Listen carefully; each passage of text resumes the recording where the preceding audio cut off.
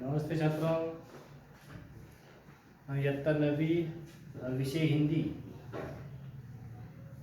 इस पाठ्य पुस्तक से 6 नंबर की कविता हम देख रहे हैं। पद्य जिसे कहेंगे, जिसका नाम है ए सखी, जो कि अमीर खुसरो इन्होंने लिखी हुई यह कविता हम देख रहे हैं। ये चूँकि मुकरिया है, मुकरिया मतलब होता है पहेलियाँ, कोड़ी, जिसको हम मराठी में कह सकते हैं कि कोड़ी पूछना।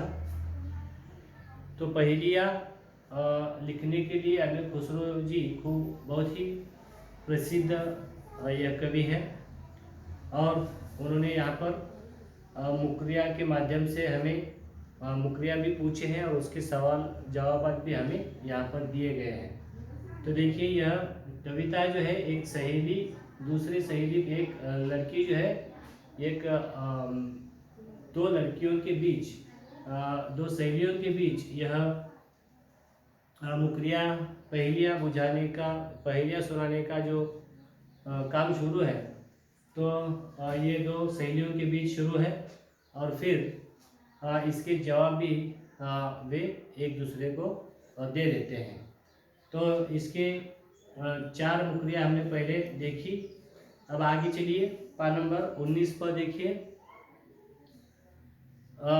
अति सुरंग है रंग रंगीलो, है गुणवंत बहुत चटकीलो, राम भजन बिन कभी न सोता, क्यों सखी साजन ना सखी तोता।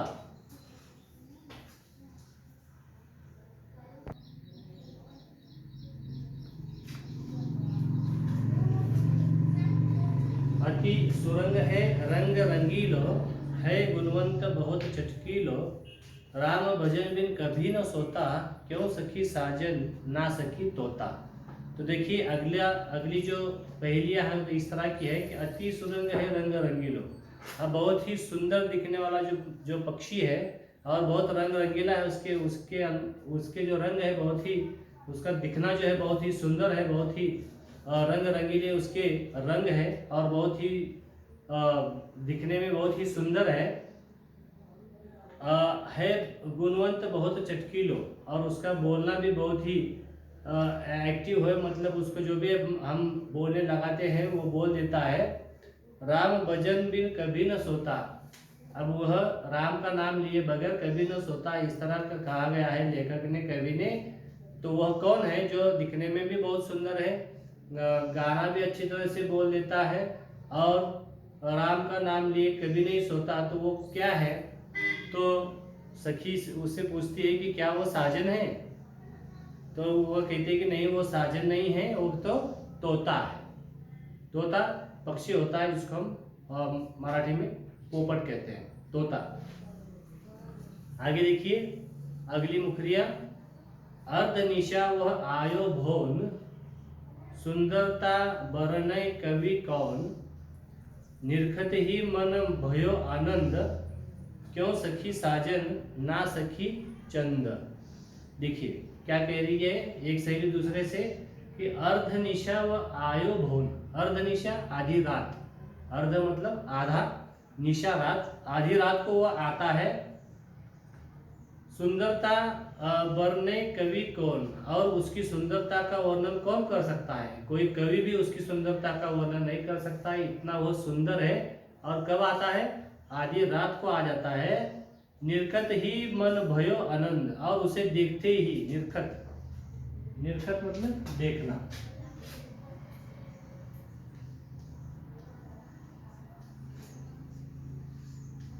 निरखत मीन्स देखना, उसको देखते ही अभय मन भयो आनंद, उसे देखते ही मन में आनंद होता है, और बहुत ही मन आनंदित हो उठता है। तो कौन है वह? जो क्यों सखी साजन ना सखी चंद। तो क्या वो साजन है? पूछ रही है उसकी सहेली, क्या वो तुम्हारा साजन है? तो कहती है कि नहीं, वो साजन नहीं है। वो कौन है?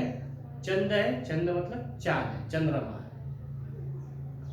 अगली मुखरिया देखिए।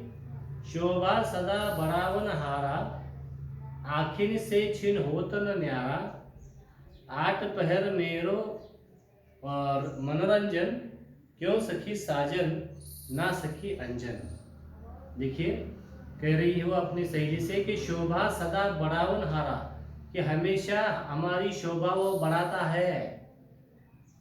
आखिन से छीन होत न न्यारा, और छीनने से भी हमारे आंखों से वह जाता नहीं है, छीनने पर भी जाता नहीं है, और हमारी हमेशा शोभा बढ़ाता रहता है। आठ पहर मेरो मनोरंजन, और आठों पहर जो है हमारा मनोरंजन करता है, हमें खूबसूरत दिखने में मदद करता है। तो वो कौन है? तो उसकी सहेली कहती है क्या वो तुम्हारा साजन है?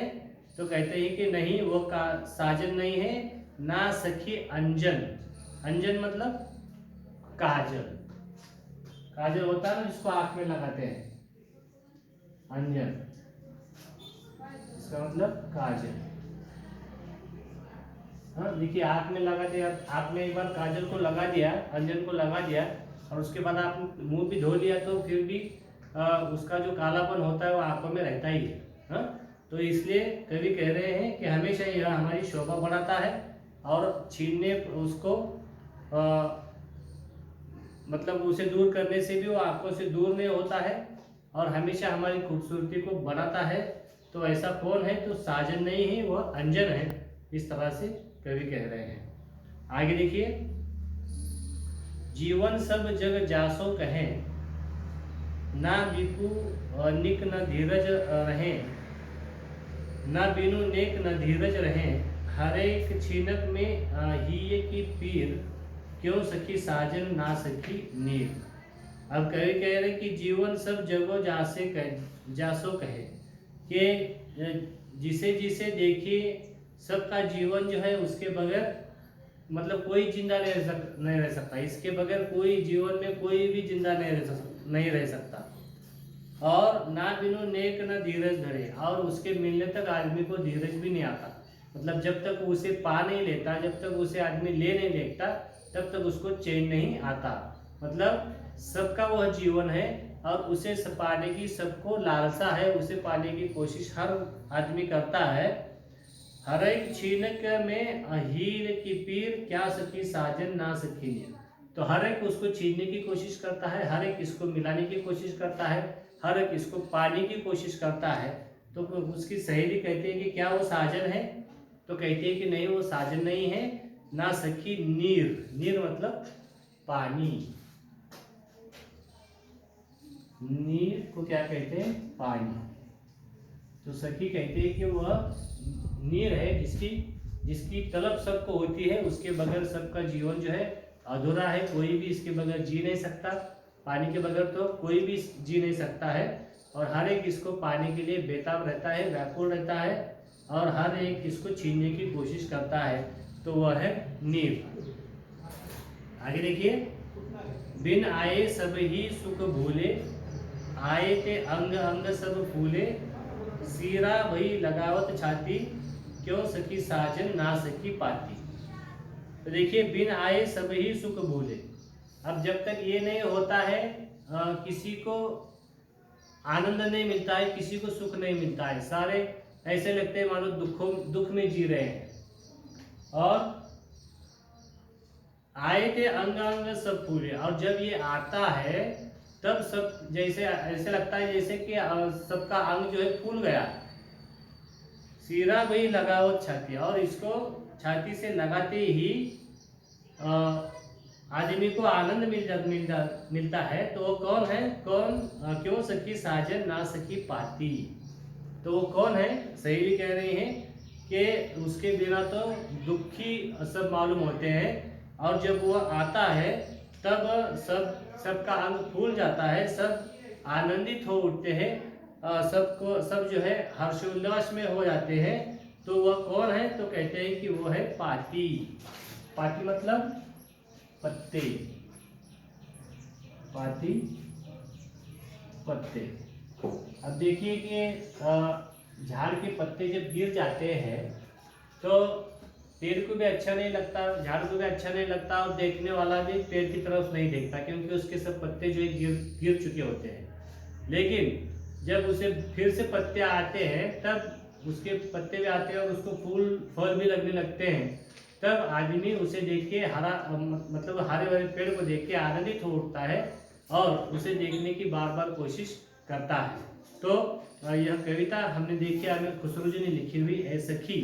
यह मुखरिया हमने देखी और पहेलियाँ सुनाने का यह हमारे फायदा ये है कि इससे अपना मनोरंजन भी होता है और उसके साथ साथ हमारा बुद्धि चातुर्य की परीक्षा भी हमारी हो जाती है। तो हम यहाँ पर इस कविता को ख़त्म करते हैं, रुकते हैं यहाँ पर। अब इस कविता को एक बार धीरे से पढ़िए और इसको एक बार जोर से बड़ी आवाज़ में पढ़िए और इसको समझने की कोशिश कीजिए। अब इसके आगे जो स्वाध्याय दिया गया है उस स्वाध्याय पर हम अगले वीडियो में चर्चा करेंगे। तब तक के लिए धन्यवाद।